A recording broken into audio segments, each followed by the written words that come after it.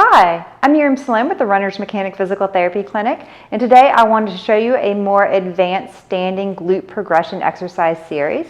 On my YouTube channel, I have a level 1, which starts in the lying down position. This is where we see the typical clamshell positions that we start: hip abduction, strengthening, and glutes with bridges.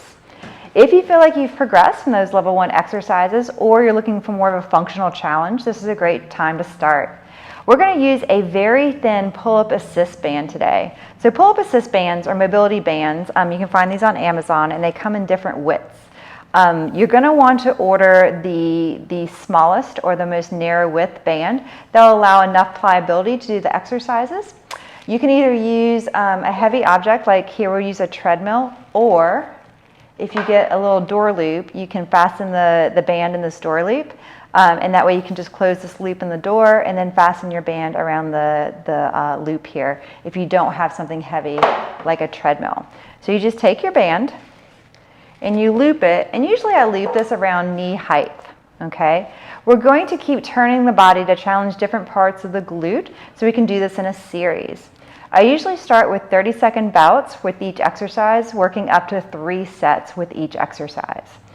The first exercise that we're going to do, you don't really see this much, but we're going to actually work on the hip rotators in the standing position.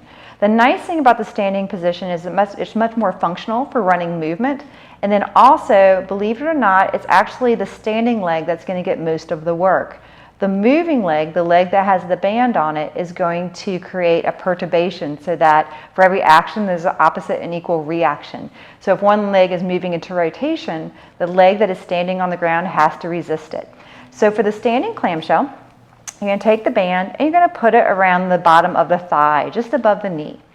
You're going to keep the standing leg tall, slightly unlock your knee, and keep the big toe down. The reason that we do this is so we don't compensate with going to the outside of the foot or hyperextending the knee to make the ligaments take the stress. Okay, so unlock the knee, nice flat foot, big toe down, tall posture. First, the leg that is going to move with the band is going to bend. I usually put the big toe of the leg that's going to move onto the shin. From that position, you're going to rotate the knee out without letting the hips swivel. Okay? So keeping nice and tall, good stability on the standing leg, you're going to rotate and pulse for 30 seconds. You might have to work up to this. Start with 10 or 15. You're then going to bring the band down to around ankle height. All right? In this position, we're going to move into the side-to-side plane or the frontal plane for the hip abduction. All right? Same thing with the standing leg. Knees slightly unlocked. Big toe down, good posture. Feel free to hold on to the treadmill or the door frame to make sure that you don't lean or compensate at first until you get stronger. What you're going to do is you're going to straighten the leg that has the band around it. You're going to keep good stability on the standing leg, and from here, pulse. The leg is slightly behind the standing leg. This will challenge the glute med the most. You will feel most of this burn on the standing leg.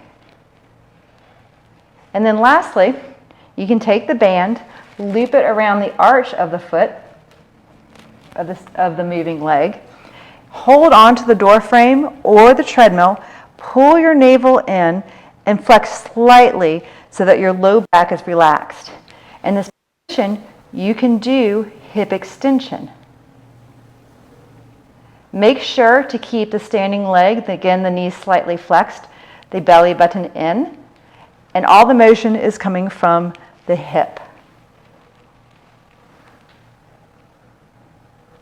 Be sure not to hyperextend the back to get the motion.